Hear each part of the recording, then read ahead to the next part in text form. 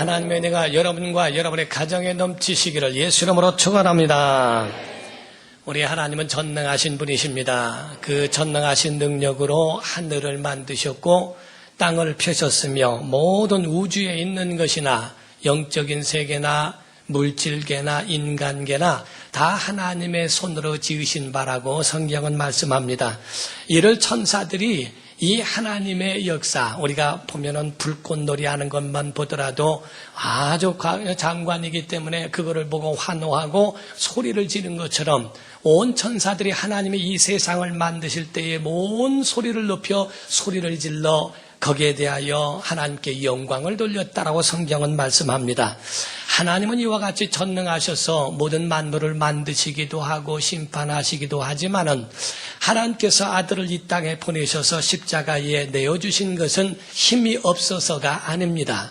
예수 죽임을 당하시고 고통받으시고 털 깎는 자 앞에서 잠잠한 어린 양같이 자기 자신을 그렇게 내어놓으시고 한 것은 하나님의 사랑이시기 때문에 힘을 가지고 계시지만은 사용하지 않는 것뿐이지 힘이 없는 것이 아닙니다.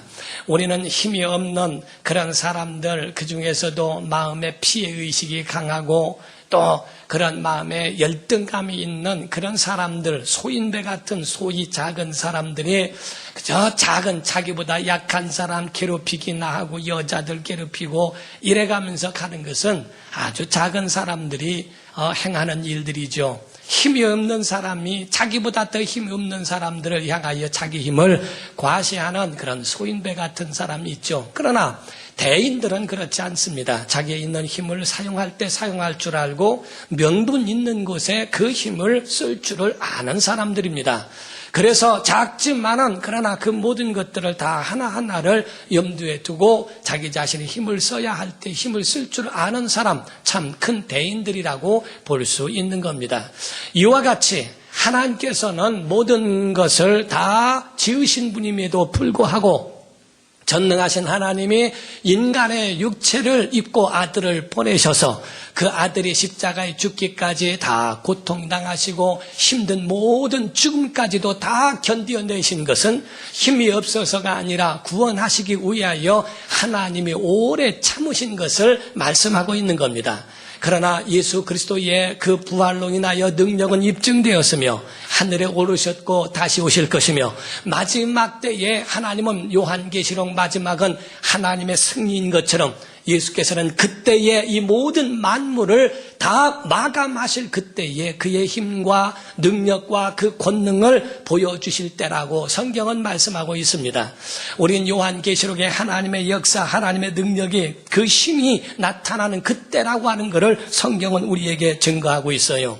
교회는 이와 같이 세상이 가지고 있는 힘은 없습니다. 세상에 가지고 있는 능력과 이런 것들은 없지만은 그러나 교회는 세상에 줄 수 없는 하나님의 평안이 있고 하나님의 지혜가 있고 하나님의 능력이 있는 줄로 믿습니다. 그래서 예수 말씀하시기를 내가 내 교회를 세우리니 음부의 권세가 이기지 못하리라 라고 예수 말씀하신 것은 음부의 권세가 있다 할지라도 그 가운데에 권세가 이길 수 없는 강력한 능력이 교회 안에 있다는 것을 이야기합니다. 사랑하는 성도 여러분, 우리 세상을 살다 보면 여기 각처에서 작고 큰 모든 스포츠에서부터 모든 삶 속에 챔피언이라고 하는 우승자가 있는 것을 보게 됩니다. 우리가 큰 대회 같은 것을 보게 되면 큰 대회 가운데에 월드컵만 보더라도 32강만 들어가도 예우가 다릅니다. 16강 들어간 예우가 다르고 4강 안에만 들어도 굉장한 예우가 있습니다. 그 가운데에 우승자가 한번 나와보세요. 엄청나게 대우를 받게 되고 명예도 따릅니다. 인기도 따릅니다. 부도 따릅니다. 그래서 나라별로 돌아가는 그 사람들에게, 그 선수들에게 돌아가는 그 물질도 대단히 많다는 거예요. 우승자에게 돌아가는 그러한 혜택이 명예도 따르고 부도 따르는 것처럼 우리의 모든 삶 속의 사람들은 전부 이와 같이 승리자가 되기를 원하지 않습니까? 그런데 성경은 우리에게 말씀하기를 진정한 승리자는 신앙적 승리자인 줄로 믿습니다. 우리가 육체의 승리를 했다 할지라도 오르는 것이 정말 힘들지만은 그거를 지키는 것도 어렵죠. 이 땅에 있는 것으로 승리자의 자리에 있다 할지라도 한번 넘어지면은 막 곤두박질하기도 합니다. 그리고 또 그것이 얼마나 오른다고 다 좋은 것이 아니라 오르면은 그에 대하여 덕 보려고 하는 사람들이 막 가까이 하질 않나. 그를 끌어내려서 자기가 올려가려고 모든 사방에 다 대적들이 있다는 겁니다. 그리고 그를 이용하려고 그러고 여기저기서 자기의 유인만 위하여 접근하는 사람들 때문에 올라가도 쉬운 것이 아니고 그거를 지키는 것은 너무 어렵다는 거예요.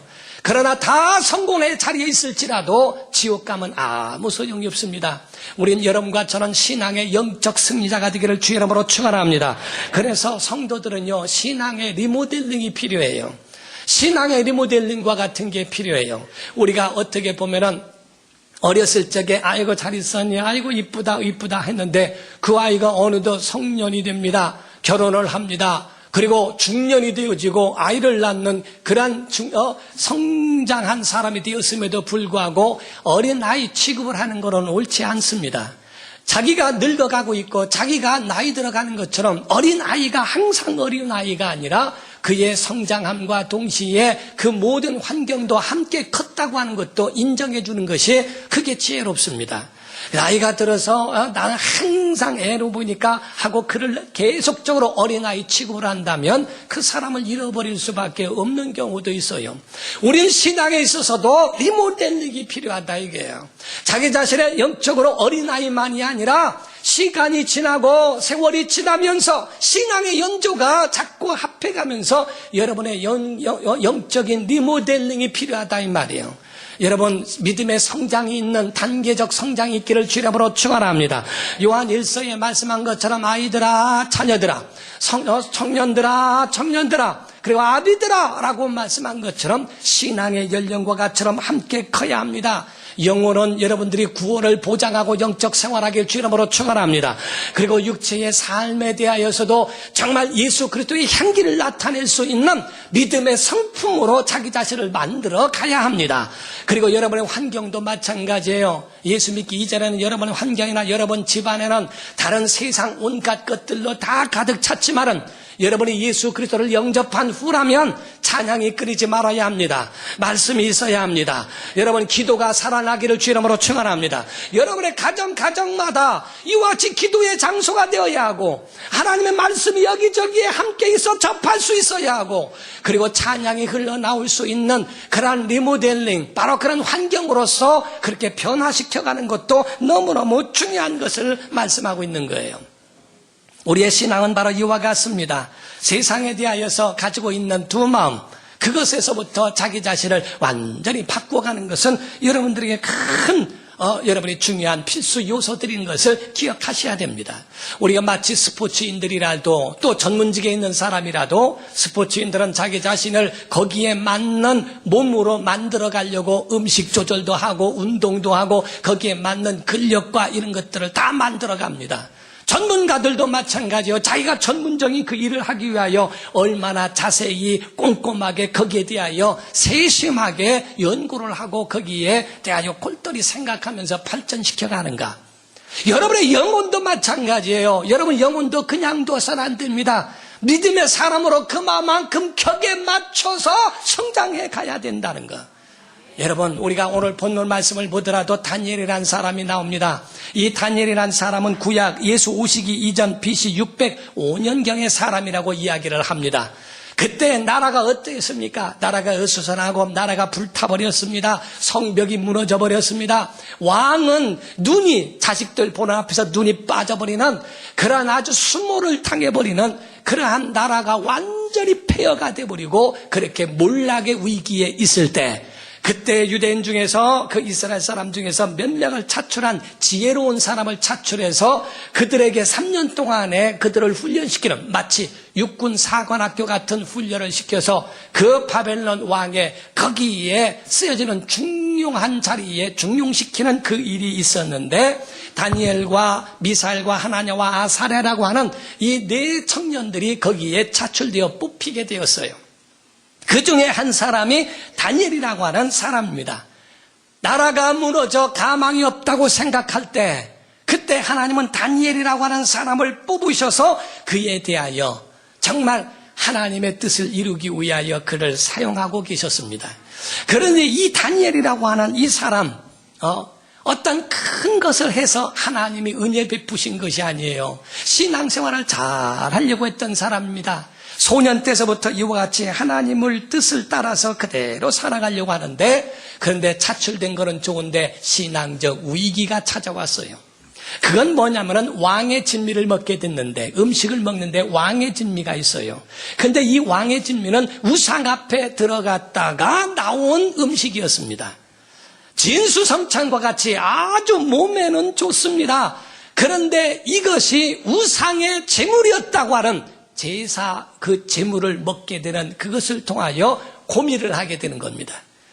이거를 내가 지금 왕의 눈치를 봐서 먹어야 되느냐, 아니면 하나님 눈치를 봐서 이거를 거절해야 되는가 하는 그 기로에 서 있게 됐어요. 그때의 다니엘이 8절입니다. 오늘 본문 말씀의 8절에 보면은 다니엘은 뜻을 정하여 왕의 음식과 그가 마시는 포도주로 자기를 더럽히지 아니하리라 하고 자기를 더럽히지 아니하도록 환관장에게 구하였더라 라고 되어 있어요.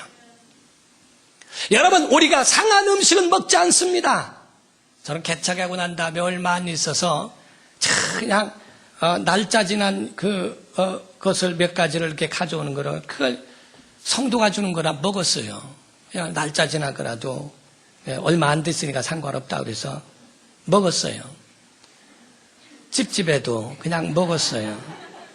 그냥 그거 안 먹으면은 배부르다고 할까봐. 아이고 배부르. 그러니까 그걸 그냥 날짜 지난 우유나 이런 것이 그냥 먹는 거예요.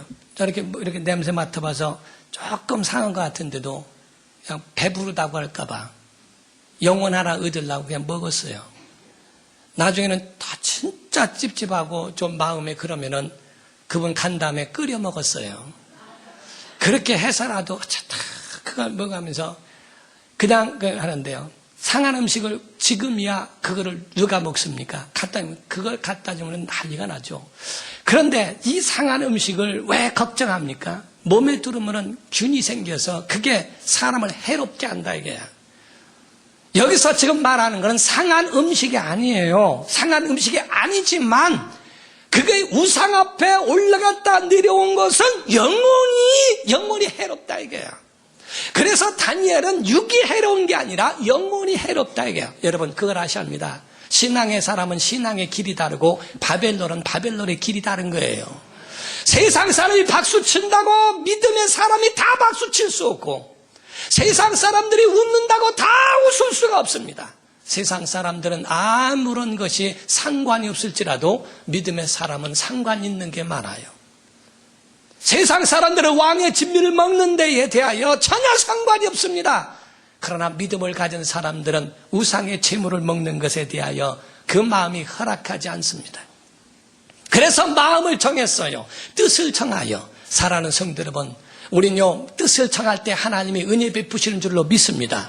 우리가 갈등 느끼지 말라는 거예요. 신앙에도 갈등 느끼지 마세요. 마음을 정하세요. 하나님의 사람 되기를 주의 이름으로 축원합니다. 정말 마음에 대하여 이럴까 저럴까 그 마음에 갈등을 갖지 말고 신앙의 마음의 뜻을 정하는 것. 그 가운데에 38년 된 병자에게도 내 차례를 들고 일어나 걸어가라 하고 주께서 명령하십니다. 뜻을 정하고 일어날 때 하나님이 힘 주시는 것이고, 사도행전 3장에도 보면은 날 때부터 나면서부터 앉아서 일어나지 못하는 사람을 베드로와 요한이 기도하러 올라가다가 은과 금은 내게 없거지 마, 내게 있는 것 내게 주노니 나사렛 예수 이름으로 일어나 걸으라 하니까 그가 일어날 때에 다리에 힘이 오더라라고 되어 있어요. 여러분, 우리가 뜻을 정할 때 하나님이 은혜 베풀어 주시는 거예요. 여기서 다니엘이 뜻을 정하여 환관장에게 가서 말합니다. 나에게 지금부터는 왕의 진미를 먹게 하지 말고 식물에 대한 채식만 하게 하소. 오늘날 또 어떤 사람이 요걸 가지고 채식이 좋다고. 그 얘기가 아니요.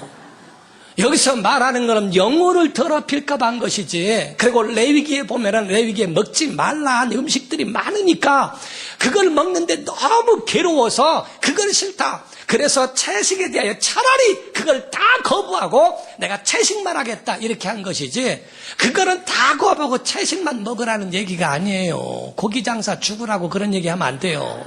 그러니까 이 모든 걸 다 같이 다 하라는 거예요. 그런데 영혼을 더럽히는 것에 대하여 마음을 정하고 다 하나님께 향하더니, 과연 하나님은 왕이 몇이나 바뀌었는데도 67년 동안에 다니엘은 총리의 자리에서 끝까지 유지할 수 있는 하나님의 지혜와 총명을 그에게 주셨다고 되어 있습니다. 사랑하는 성도 여러분, 우리는 하나님 앞에 일회용이 돼서는 안 됩니다. 하나님이 길게 쓰시는 자 되기를 바랍니다. 67년 동안의 쓰임을 받던 이 다니엘은 정말 하나님이 지켜주신 것을 보게 되었어요. 그 후에는 사자굴 속에 들어가는 것을 보았고, 또 3장에는 세 청년 그 친구들이 풀무불 가운데 들어가는 것을 보게 되었습니다. 그러한 어려움 가운데 있었어도 누가 지켜줍니까? 우리가 믿음의 눈을 크게 뜨고 바라봐야 됩니다. 하나님이 지켜주셔야 합니다. 옆에 있는 친구들도 지킬 수 없고 임금도 지킬 수 없고 아무도, 총애하던 그 다니엘을 총애하던 왕이라도 다니엘이 기도하다가 나중에 모함에 의하여 사자굴에 들어가는데도 자기가 찍은 도장 때문에 어쩔 수 없이 그를 사자굴에 넣게 됩니다. 왕이라도 그를 지킬 수 없을 때에, 그때에 이 다니엘을 하나님이 지켜주셨습니다. 저는요, 신학교 다닐 때에 군사학, 그때 당시에 군사학을 가르쳤는데, 군사학을 가르쳤던 그 교수님의 간증을 잊을 수가 없어요. 그분이 말할 때 월남전을 참여를 했대요. 그래서 한번 가는데 앞에는 지뢰밭이라고 보여 있고 뒤에는 지금 저쪽에서 적군이 쫓아오고 있고, 여기선 갈 때에 살살 갈 수 있는 상황도 아니고 일단은 이 지뢰밭을 통과를 해야 되는데, 거기서 아무도 거기에 나갈 그런 용기가 있지 않더라는 겁니다. 자기보다 상관이 이야기하더래요. 너 예수 믿지? 너 하나님 믿지? 기도하고 네가 먼저 가. 하나님이 지켜줄 것이 아니야. 예수 믿는다는 것 때문에, 하나님을 섬긴다는 것 때문에 그 위험한 지경에 먼저 가라고 이야기하더라는 거예요. 그때에 그분은 기도하고 갔답니다. 그리고 찬양하며 걸어가는데, 그냥 그 길을 그대로 걸어가며 찬양하면서 그 길을 가는데 뒤에서 그 다른 병사들, 그 같은 병사들이 함께 그 발자국을 그대로 밟고 따라오는 겁니다. 지뢰밭이라고 써있지만은 지뢰가 없지 않았겠는가라고 생각할 수 있죠. 다 지나갔는데 뒤에서 끄고리를 물고 따라오는 병사 중에서 하나가 지뢰를 밟고 터집니다. 지뢰가 없었던 것이 아니었고 하나님이 그 지뢰 가운데서 나를 건져주셨다고 믿습니다. 하나님의 사랑과 그 은혜가 사자굴 속에 들어가서 100이면 100, 다 굶주린 사자의 배를 채우기 위하여 어떤 것이라도 무쇠라도 다 먹을 수 있을 만큼 준비되어 있는 사자였지만은 다니엘을 먹지 못하게 하셨고, 불물 가운데서 그 가운데 고통당하는 세 청년도 하나님이 지켜주셔서 전혀 그에게 끄슬린 그러한 자격도 없도록 하나님이 보호하시고 지키셨다라고 성경은 말씀합니다. 사랑하는 성도 여러분, 핍박과 시험이 있습니까? 우린 이겨내는 믿음의 사람이 되어야 합니다. 예수께서는 기뻐하고 차라리 즐거워하라고 되어 있어요. 너희가 믿음으로 그렇게 어려운 일 당하거들랑 기뻐하고 즐거워하라. 내가 너희를 도와줄 것이고 내가 너에게 하늘에서 상급으로 갚아주신다고 하나님은 우리에게 약속하고 있지 않습니까? 우리가 브라질 선수 가운데에 축구 선수 가운데 카카라고 하는 선수가 있다고 그러죠. 그 브라질이라고 하는 곳에는, 거기는 이 가톨릭 국가이기 때문에 그게 더 성향이 강한데, 이 기독교 신자로서는 카카라고 하는 선수가 있었다고 그래요.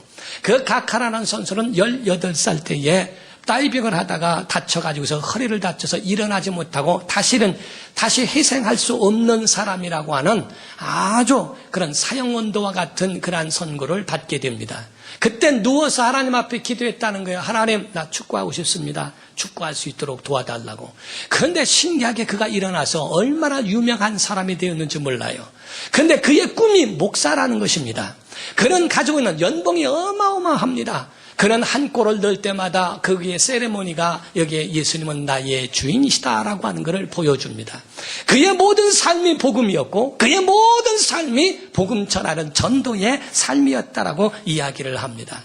거기에 광고나 한번 찍게 되면은 굉장한 많은 돈 받는 걸 11조와 그리고 또 많은 사람들을 도와주는 자선과 이 일을 그치지 않고 마지막에는 목사로서 꿈을 꾸고 그거를 감당하다가 주 앞에 가겠다라고 하는 것이 그의 고백이요 신앙이라고 이야기를 해요. 우리는요 기다릴 줄 아리하고요. 하나님이 높이실 때까지 우리의 삶을 주 앞에 드리는 성도 되기를 주 이름으로 축원합니다. 여기서 다니엘이요 한 가지 유의하여 보아야 될 거는요. 다니엘이 무슨 어마어마한 일을 해서 하나님이 그를 이뻐 보신 게 아닙니다. 다니엘이 뭐 큰 일을 해서가 아니라 다니엘의 오직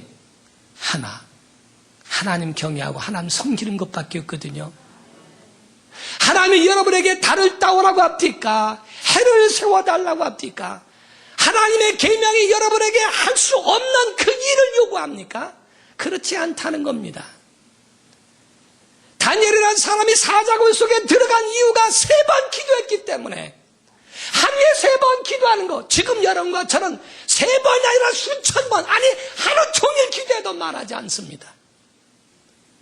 그가 지금 사자굴에 들어갈 위험에 처한 것은 창문을 열고 예루살렘을 향하여 3번 기도한 것 아침 점심 저녁으로 기도한 것 그것 때문에 사자굴 속에 들어갑니다. 엄청난 일을 하고 역적 일을 한 게 아닙니다. 그런데도 그것 때문에 위험을 당하고 위험을 당할 뿐만 아니라 그것 때문에 위험당하기도 했지만은 그것 때문에 하나님의 지키심도 얻지 않습니까? 사랑하는 성도 여러분, 우리가 주일 성수하고 주 앞에 나와 예배하는 거 하나님의 엄청난 것을 요구하는 게 아니에요. 우리의 삶 속에 아주 평범한 아주 지극히 평범한 신앙인으로서의 그러한 예배 하나님 앞에 나와 자기 자신을 드리고 할 때에 하는 것. 요셉이 언제가 총리 되고 싶다고 기도했습니까? 다윗이 언제 나는 왕으로 세워주세요 하고 하나님과 조건부한 일이 있습니까? 다니엘이 나는 총리가 되어야 하나님 살아계신 줄 알겠습니다. 조건부로 얘기한 거 한마디 없습니다. 하나님이 그렇게 몰아가셨고 하나님이 그렇게 높여주셨어요. 그이들의 가지고 있는 건 오직 하나님만 신뢰한 것밖에 없습니다. 요셉도 오직 하나님만 신뢰한 것밖에 없고 자기 일에 최선을 다하고 하나님의 사람으로서의 보여주는 역할만 감당했을 뿐이요. 다니엘도 기도하는 사람으로 기도만 했을 뿐입니다. 요셉도 거기 안에서 오직 하나님을 섬기는 것을 주인이 하나님이 함께 하심을 보았다라고 할 만큼 그런 믿음의 삶을 살았다라고 이야기합니다. 사랑하는 성도 여러분, 큰 시험이 옵니까? 큰 축복이 뒤에 있는 줄로 믿습니다. 우리는 처음에 월드컵이 시작하더라도 쫙 올라옵니다. 이렇게 올라오다가 처음에는 뭐 이런 강하고 약한 팀들과 싸우죠. 올라가면 올라갈수록 큰 팀이 준비하고 있어요. 올라가면 올라갈수록 그들은 막 승리한 사람들만 올라갑니다. 4강에 올라가면 더 어렵고 결승전은 더 어렵습니다. 그러나 결승전을 통과한 다음에 우승자가 받을 그 보상은 어마어마합니다. 여러분, 시험이 여러분에게 강력합니까? 여러분에게 그걸 넘고 난다면 더 큰 하나님의 은혜가 준비되어 있는 걸 믿어야 한다 이 말이에요. 신앙생활은 바로 그래서 철저하게 해야 됩니다. 신앙생활을요 그저 멀어서 못 간다 뭐 한다. 여러분, 멀어도 대학 좋은 대학은 다 갑니다. 멀어도 가고 싶은 데는 다 갑니다. 놀러 가는데 뭐 있다 하면은 저 아랫지방 다 갑니다. 자기 영혼에 믿음이 부족해서 안 가는 것이 못 가는 것이지 멀어서 못 간다 뭐해서 못 간다 할 수가 없어요.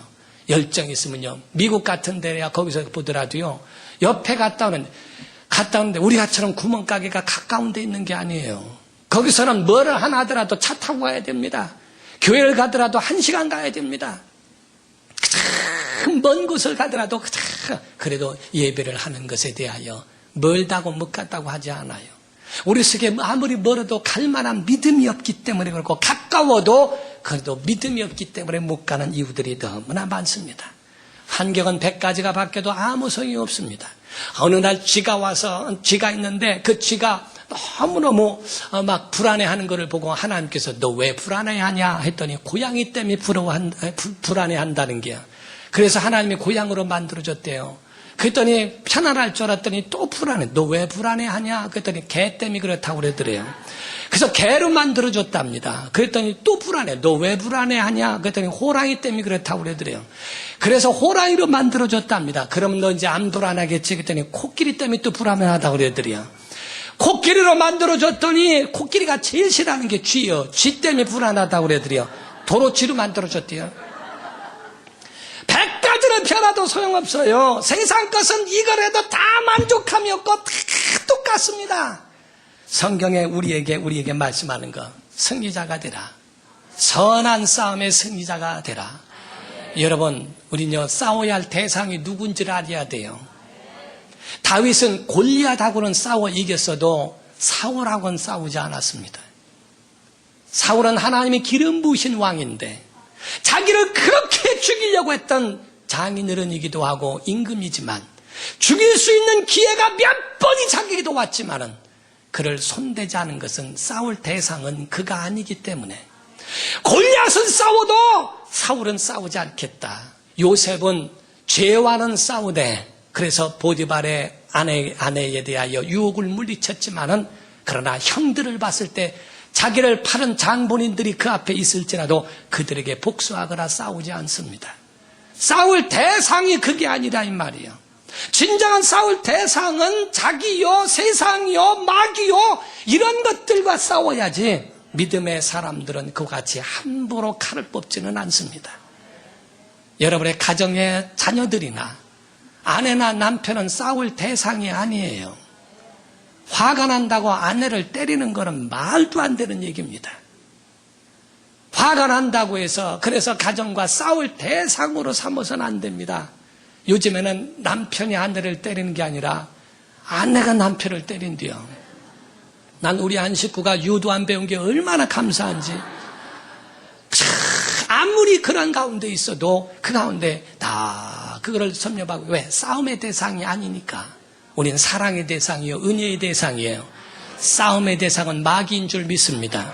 자기의 죄와 싸워야 하고요, 이 아주 못된 습관과 근성과 싸워야 한다는 거예요.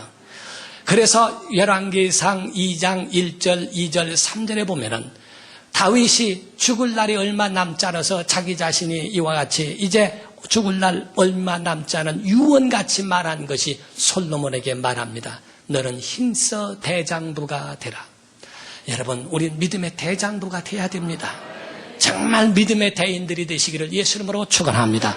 그래서 하나님이 여러분에게 선한 싸움을 싸운 승리자의 상을 주실 수 있도록 그건 큰 뭐를 해야만이 아닙니다. 신앙생활을 철저히 하고 하나님 앞에 매일 기도와 또 매일 찬송과 매일 하나님의 말씀에 순종하여 사는 믿음의 사람의 뜻을 정한 여러분과 제가 되시기를 예수 이름으로 축원합니다. 기도하시겠습니다. 이 시간에 다 같이 통성으로 기도할 때 주여 선한 싸움의 승리자가 되기를 원합니다 하고 정말 이기는 자 되게 해달라고 정말 이기는 믿음의 대장부가 되게 해달라고 작은 것 때문에 시험 들고 작은 것 때문에 마음 상해서 하나님 있네 없네 그것 가지고 넘어지고 하지 말고 신앙의 대장부가 될 수 있도록 하나님 우리를 붙잡아 주시고 도와달라고 우리 다같이 간절한 마음으로 동성으로 기도하시겠습니다. 살아계신 하나님 아버지, 오늘도 주님의 전에 나왔습니다. 일회용의 사람이 되지 않게 하여 주시고